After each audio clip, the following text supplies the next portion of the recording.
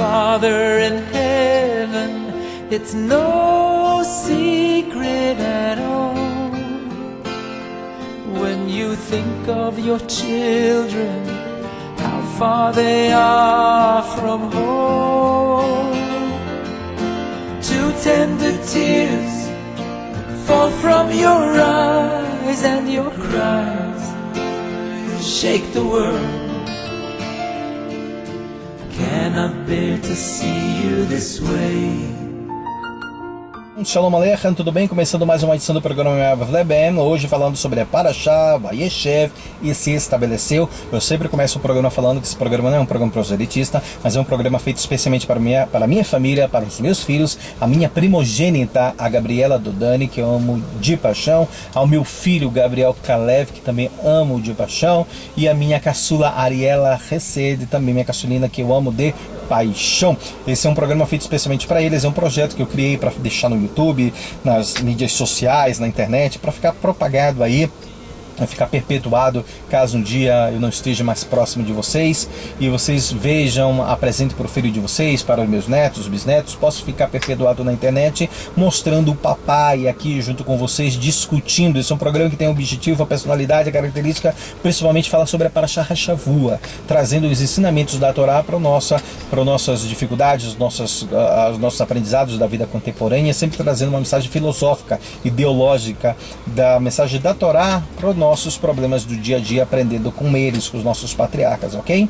Vamos então falar sobre a terceira aliá, que está no capítulo 37 do Passuque 23 ao 36, do 23 ao 36, ok? Falando agora sobre o encontro do Yosef com seus irmãos. Vamos fazer uma brachá da leitura do Torá para não falarmos palavras de Torá em vão, ok? Baruch atah Adonai Eloheinu melech haolam asher bachar bנו mikol chami venatan lanu et torato. Baruch atah Adonai noten haTorá. Amém ve amém.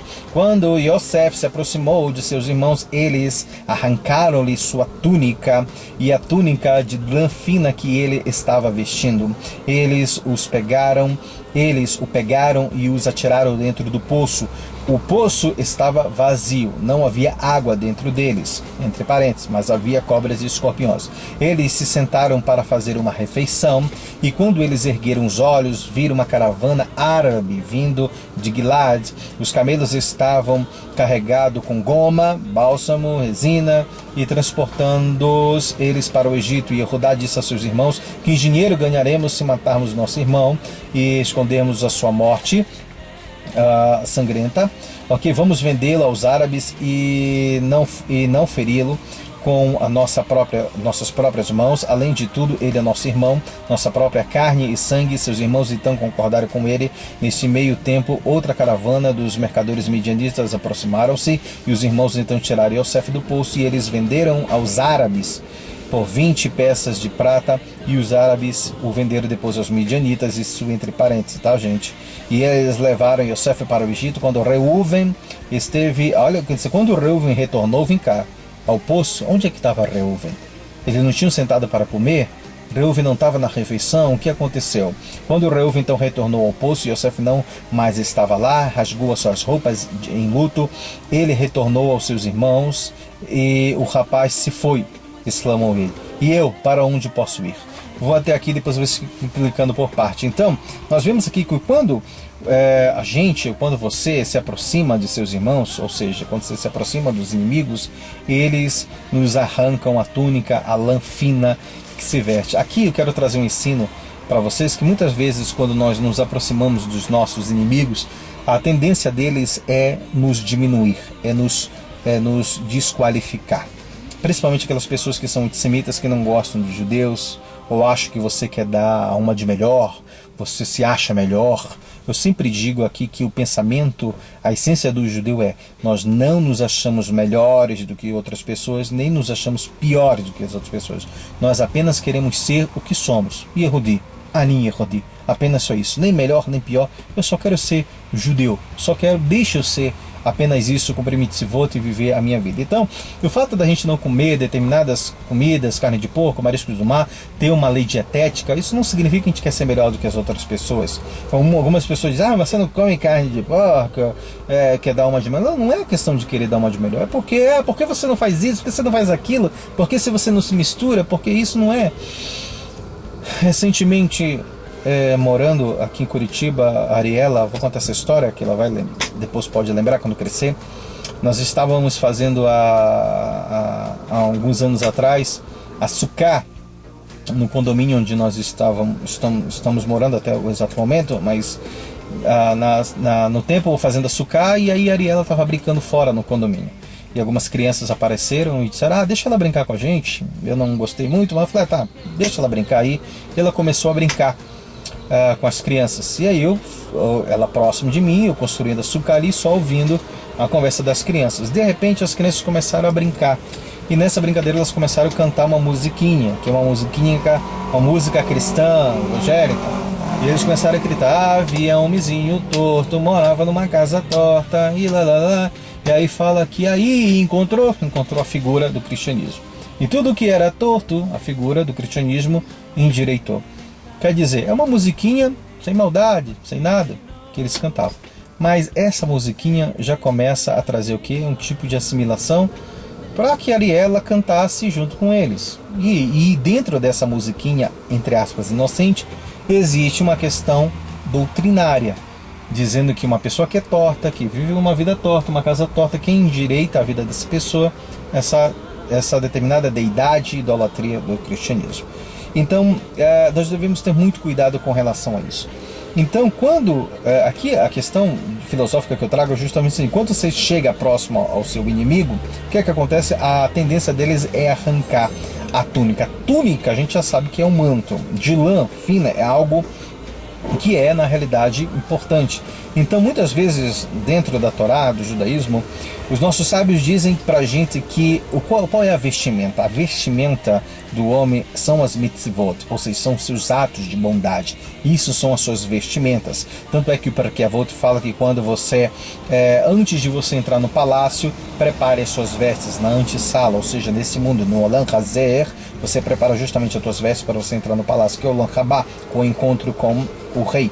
Então você deve trazer, então, o que é o teu comportamento, são as tuas ações. Então muitas vezes quando nós estamos nos aproximando, quando nos aproximamos, esses inimigos, eles fazem o quê? Tiram nossas vestes. Aquilo que é o nosso comportamento, os mitzvot, querendo degrinir. Por que fazer Brit Milá?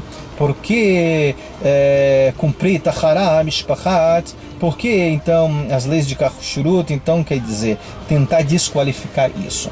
O segundo ponto aqui traz que eles muitas vezes pegaram, no caso de Yosef, e atiraram dentro de um poço. O que é que o poço? O poço normalmente é um lugar onde tem vida, ou seja, tem água. A água, você tira a água dali para quê? Para sobreviver, para trazer vida. Mas eles pegaram e tiraram dentro de um poço. E esse poço estava vazio, ou seja, muitas vezes os inimigos nos pegam, pessoas, pegam e jogam a gente dentro do buraco. Já viu aquele ditado? Estou dentro do buraco sem fim. Então jogam você dentro desse buraco justamente e para que você não saia daí, não tenha vida, não tenha água, então pegam e atiram dentro do poço. Um poço que vazio, não há água, não há vida, querem acabar com a nossa subsistência, com a nossa vida, com a nossa alegria e jogam. E muitas vezes ali dentro existe cobra e escorpiões. Então cobra e escorpiões são adversidades que existem na vida, né? O que uma cobra faz? Ela é venenosa, você vai morrer, né? Escorpião, ele te ataca também, né? Mas muitas vezes esses bichos que são peçonhentos, eles só são agressivos quando você na realidade é agressivo com eles, né? Então nos deixam em determinadas situações que eu tenho que matar para sobreviver. E depois que fazem isso, o que é que acontecem? Eles sentam-se para fazer uma refeição, ou seja, não existe nenhum tipo de peso na consciência em fazer algo que é errado. Eles ainda vão sentar para comemorar, para comer. Como é que uma pessoa consegue sentar para botar a cabeça, sabendo que está fazendo alguma coisa errada, ou está planejando algo errado? Como é que uma pessoa consegue dormir? Como é que ela pode ter consciência, né? Tranquilidade de consciência? Como você vai comer? Você já viu quando você está estressado, você não consegue comer, se alimentar direito, não consegue nem dormir. Mas aqueles sentaram algo confortável para o que comer ainda. conseguiram comer sabendo que o outro estava lá numa necessidade, correndo risco de vida, e aí sentaram para comer. Muitas vezes é isso que acontece também. As pessoas não estão nem um pouco preocupadas com a tua situação, elas vão continuar a vida dela comendo. Então, e aí conta depois mais que aí passou uma caravana árabe vindo de Gileade, e aí fala que veio com camelos, gomas, bálsamos, resina para o Egito. São produtos nobres, né, que iam para o Egito. Aqui nós podemos, isso daqui é uma interpretação minha, nós vemos que existe aqui então uma caravana árabe, que a gente sabe que não é amigo, é inimigo, tá? Mas essa diversidade muitas vezes ela está levando o quê? Está levando algo que tem valor, ou seja, goma, camelos, goma, bálsamo, resina para o Egito. E nós podemos, isso é uma interpretação minha, como eu digo, assim como a goma, o bálsamo, a resina, que eram produtos nobres que estavam sendo levados para o Egito, Yosef também era um produto nobre que estava sendo levado para o Egito para gerar um benefício ao Egito. Então olha que coisa interessante. Porque a Torá coloca então a gama, bálsamo, resina, produtos nobres. Yosef era um produto nobre também, mesmo classificado como escravo, era muito nobre, para mostrar a grandeza de Yosef. Aí Judá diz que então nós não ganharemos nada com isso, parece que a gente tem que ganhar alguma coisa com isso daí, né? Ou seja, não vamos matar, etc., né? Sua morte, vamos vendê-lo e não feri-lo, porque ele é nosso irmão. Aqui começou um pouco mudar ali um processo de techuvá. Poxa, ele é nosso irmão ainda, ele é nosso irmão, própria carne e sangue. Eles então concordaram. Aqui mostra também que muitas vezes aquelas pessoas que são da nossa própria carne, muitas vezes são nosso próprio sangue, às vezes a gente recebe e passa por necessidades, dificuldades de pessoas que são o nosso próprio irmão.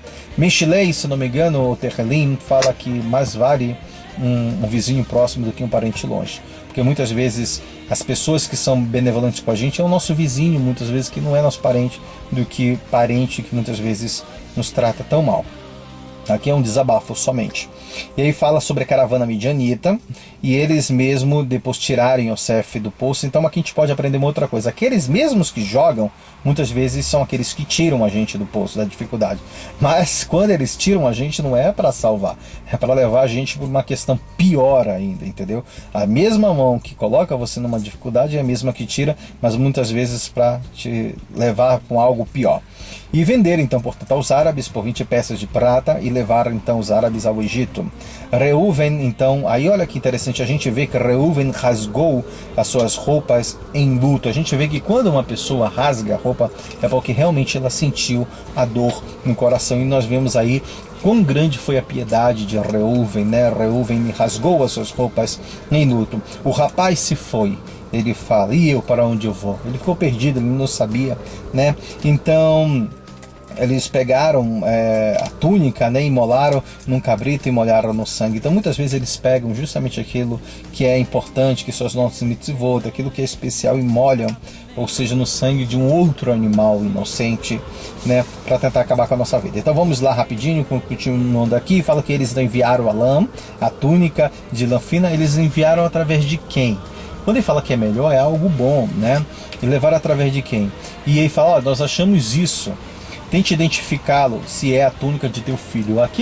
Eu sempre falo que quando você faz comunicação social, quando você faz sobre a neurolinguística, você consegue identificar a pessoa através das próprias palavras. As palavras declaram a pessoa, as atitudes das pessoas declaram. Então eles falam o seguinte: veja se não é a túnica de teu filho. Poxa, eles não poderiam dizer não é a túnica do nosso irmão? Veja se não é a túnica do nosso irmão Yosef, mas do teu filho. Ele é teu filho.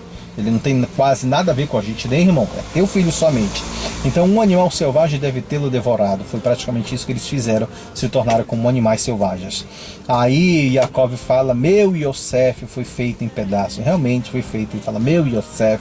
Ele rasgou as suas roupas, mesma forma que Reuven fez, rasgou suas roupas em aflição, e pôs um saco na sua cinta, e manteve-se de luto por muitos dias. E todos seus filhos e filhas, fala que ele tinha filhas também, né? Não só filhos, tentaram consolar, e ele se recusou.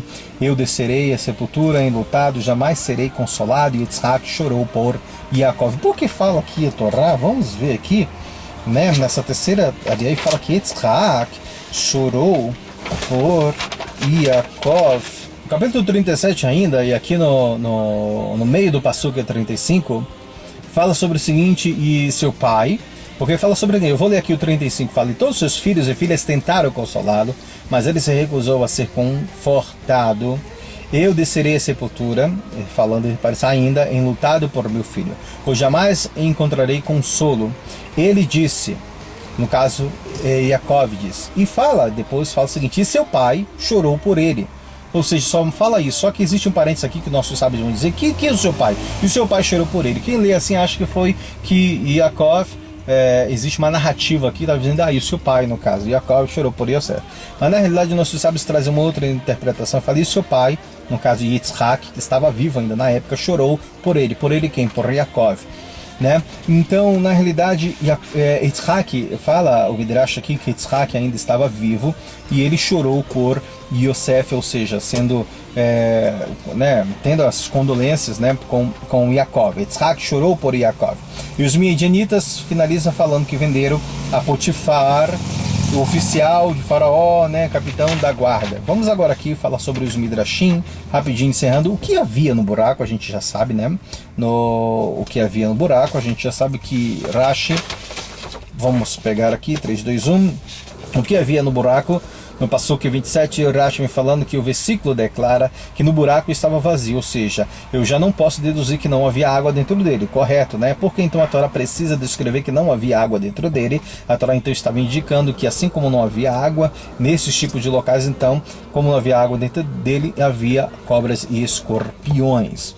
Ok? Onde Reuven foi, tá? Então Rashi vem dizer que quando Yosef foi vendido, ele estava ausente porque era o seu dia de cuidar de seu pai, Rashi falando.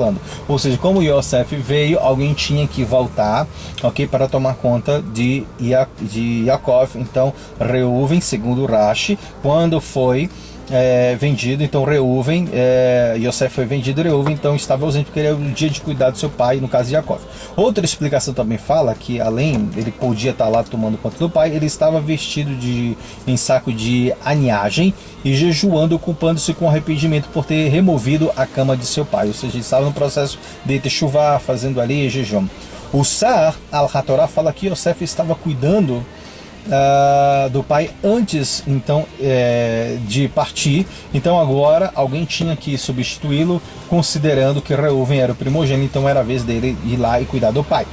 O Sefetei Hakaim fala que Rashi entendeu que Reuven certamente não seria não sairia para tratar do assunto. Então Rashi vem dizendo, olha, esse fato dele sair para cuidar não seria 100% correto. Pode existir uma outra explicação de onde o Reuven estava e de onde ele veio. Então Rashi entendeu aqui que Reuven certamente não seria então para tomar conta do pai, né? Yosef estava então em perigo, ele deveria ter ido cumprir uma mitzvah. Então Rashi, aliás, Seftei Hachaim fala que Rashi entendeu que Reuven certamente não sairia para tratar desse assunto pessoal enquanto Yosef estava em perigo, ou seja, ele não iria num lugar muito longe se Yosef estava ali próximo correndo perigo. Então ele acha que ele deveria ter saído para cumprir ali uma mitzvah logo próxima. Rashi não estava satisfeito com sua primeira interpretação, foi o próprio Rashi que deu essa interpretação, mas ele não estava satisfeito, tentou buscar no Midrash outra explicação, pois ele deixa uma pergunta sem esclarecimento. Por que o versículo declara que Reuven retornou? Devia estar escrito que Reuven foi para o buraco, para buscar Yosef. Rashi então viu isso como uma alusão ao ensinamento de que Reuven estava ocupado com uma techuvá, com o retorno, como consta no versículo, Mordecai retornou ao portão de Esther, ok? Sobre a qual Rashi comenta que Mordecai estava vestido em saco de aniagem e jejuando. E aí fica a pergunta, então onde Reuven foi? Reuven foi cuidar do seu pai ou Reuven tinha feito techuvá? Nós já vamos explicar sobre isso. Antes disso eu vou falar um pouco sobre o ensinamento da Hassidut. Ao vender Yosef, os irmãos o fizeram seu escravo, não só fisicamente, mas também em termos espirituais também. Como Yosef seria o futuro vice-rei do Egito, de Mitzrayim, sua venda como escravo pelos irmãos afirmou o Egito como escravo do povo Yehudi. Então isto mais tarde provou ser benéfico para o povo judeu, também Yehudi, durante o exílio egípcio, pois até mesmo quando os judeus estiveram escravizados fisicamente, eram os egípcios que estavam escravizados espiritualmente. E esta profunda verdade teve de fato alguma manifestação física. Era impossível para os egípcios terem total controle sobre o povo judeu, até mesmo enquanto estes eram escravos. Disso nós vemos que não só a venda de Yosef teve uma consequência positiva mais tarde, que Jacó e sua família puderam obter comida, mas além disso, sob uma perspectiva mais profunda, a própria venda foi um ato positivo, pois ela tornou Yosef, ou seja, o Egito, escravo permanente do povo judeu, baseado no Lucas Rot, volume 20. Então preste bem atenção, eu coloquei aqui, a venda como escravo gerou o resultado positivo, ou seja, ele saiu como escravo e foi rei.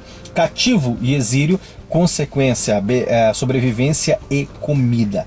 Olha que coisa interessante. Então eu volto a bater na mesma tecla, que nem sempre acontecimentos que são negativos são realmente negativos, muitas vezes são brachot, são bênçãos escondidas. Vamos falar agora um pouco sobre o seguinte: como a venda de Yosef foi mantida em segredo perante Jacó, né? Como é que pode guardar tanto tempo isso daí? Porque o próprio Deus não revelou, já que Jacó também tinha um nível elevado espiritual de profecia, porque ele não soube profeticamente que Yosef estava vivo. Então o segredo da venda foi mantido, tá? Por que foi mantido? Porque diz que os irmãos entraram no consenso ali, tá? Eles fizeram um juramento de excomunhão, aquele que revelasse. E estava faltando uma pessoa, porque aonde é que estava Reuven? Fica a pergunta ainda que eu já vou responder. Então, como Reuven não estava naquele momento ali, tá? Então, e disseram que eles tiveram Deus, Hashem, como um dos 10 para cumprir o minyan, ou seja, para que eles pudessem então jurar ali, ok, de manter o segredo. Eu precisaria de 10 pessoas. Reuven não estava, então Deus ali, Hashem serviu como a 10ª testemunha. Então diz aqui o Midrash também, Rashi vai explicar que então esse segredo foi mantido porque não só os irmãos concordaram entre si, como o próprio Deus, o próprio Hashem assinou embaixo para que o paradeiro de Yosef ficasse em segredo e ocultado sobre Yaakov. Isso dependeu de Hashem, Deus assim quis, ele estipulou para causar esse sofrimento, que a gente já explicou porque Deus causou esse sofrimento a Yaakov, a gente já explicou sobre isso, mas foi algo decretado pelo próprio Deus, então manteve oculto. O próprio Eterno fez parte desse minyan.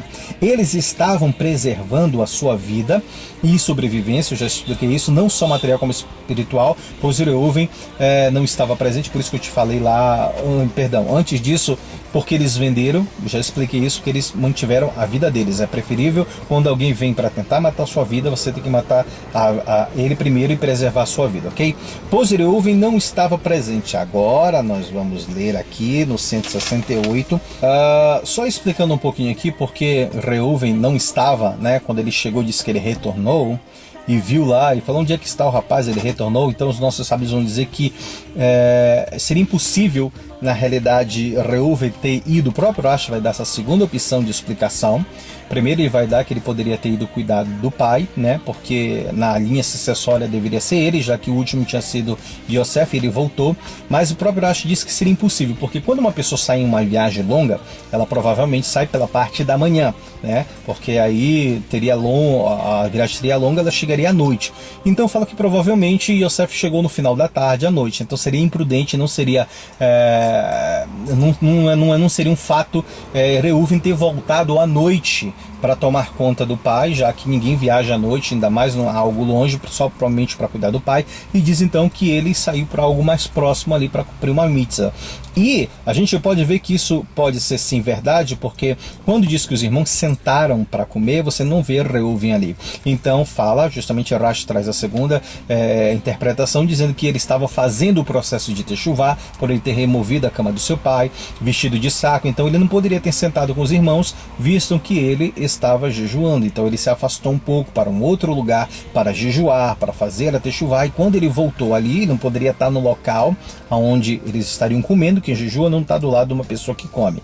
Então quando ele voltou, ele descobriu. E ele não estava também ali no momento então do juramento. Só vou ler aqui o que Rashi fala, porque Deus não revelou a ele que Yosef, ou no caso Yaakov, que Yosef estava vivo, porque os irmãos excomungaram e amaldiçoaram qualquer um que relatasse isto, e eles incluíram Hashem como seu sócio, ou seja, Yitzhak, no entanto, sabia, por isso que fala aqui em parênteses que Yitzhak, que estava vivo na época, sabia, ok, que Yosef estava vivo, mas Yitzhak era justo também, e ele disse, bom, como eu posso revelar isso para o meu filho, para Yaakov, se o próprio Hashem quer que ele não saiba? Então isso foi algo que o próprio Eterno disse, não quero que Yaakov saiba, então eu, Yitzhak, não posso chegar e revelar para eles. O próprio Hashem não quis revelar. Da mesma forma nós vamos ver mais lá na frente que o próprio Yosef teve oportunidade, depois que ele esteve lá como governador, ele poderia ter saído a qualquer hora, mandado na realidade um emissário para falar para o pai que ele estava vivo. Ele não falou isso também, porque ele disse, se o próprio Deus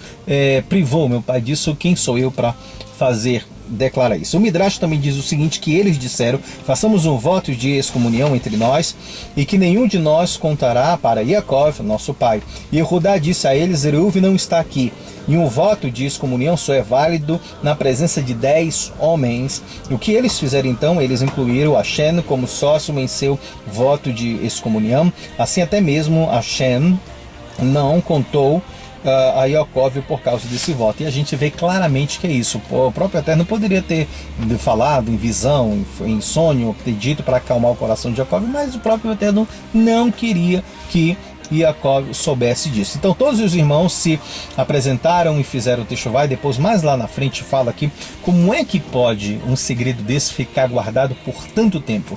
Alguém poderia ter se arrependido, ter feito o Teshuvá, poderia ter contado por que conseguiu. Então diz o seguinte, que todos os irmãos realmente se arrependeram, todos eles fizeram Teshuvá, mas cada um a seu tempo. Se todos eles tivessem feito Teshuvá ao mesmo tempo, o segredo tinha sido revelado antes, mas em um período um fez Teshuvá, mas ele não podia declarar, porque a maioria não tinha feito o voto, aí depois ele voltava a permanecer no voto, o outro fez Teshuvá, e por isso que se manteve por tanto tempo, e não só por tanto tempo, como o próprio Hashem também foi um decreto divino.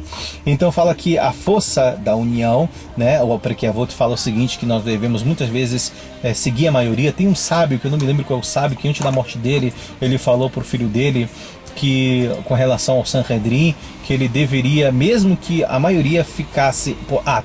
eu não me lembro o nome dele, mas a história era mais ou menos o seguinte, Perkei Avot fala das histórias, que esse sábio ele foi contra o Sanhedrin, ele foi o único que foi contra, até o leito da morte dele foi contra, e por causa disso ele sofreu algumas complicações. Quando ele morreu, ele virou para o filho dele e disse, olha, não faça que nem eu fiz, se a maioria seguir, siga a maioria. Ou seja, aqui nós vemos a força da união do povo, mesmo errado, mas o povo estava unido. Isso é algo transcendental que eu não vou explicar agora, tá? Mas é algo muito profundo. Yitzhak, como eu já falei, sabia, mas ele não quis interferir. Assim também Yosef não revelou quando teve a oportunidade de falar. Depois de 22 anos ele poderia ter falado, ele não falou.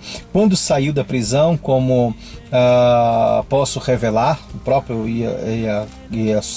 Yosef falou isso, aquilo que Deus não quer que fale. Então, o fim do voto. Os nossos sábios me dizem, quando foi que esse voto terminou? Quando os irmãos começaram, então souberam através de profecias, né, e interpretação, que Yosef estava vivo no Egito, então eles estavam dispostos, né? Eles acharam, por uma revelação divina, souberam que Yosef estava vivo, e eles começaram a planejar, a resgatar Yosef lá do Egito sobre qualquer custo. Então nem que eles tivessem que pagar qualquer quantidade, eles estavam determinados em resgatar Yosef. Então a partir desse momento também houve um consentimento divino, o próprio Hashem também consentiu. E assim Yosef soube também que o momento havia chegado, quando ele viu seus irmãos procurando ele, mas não fez, deixando eles fazerem primeiro. Então, Baruch atah Adonai Eloheinu melech haolam, asher natan lanu Torah emet v'chayot lanu betochenu, Baruch atah Adonai noten haTorah. Amém e amém. Nós voltaremos no próximo programa falando sobre a quarta Aliyah. Shalom Aleichem, Gabriela Dodani, ao Gabriel Kalev e a Ariela Chesed, e voltaremos no próximo programa, meus filhos. Shalom, Le'ritraot.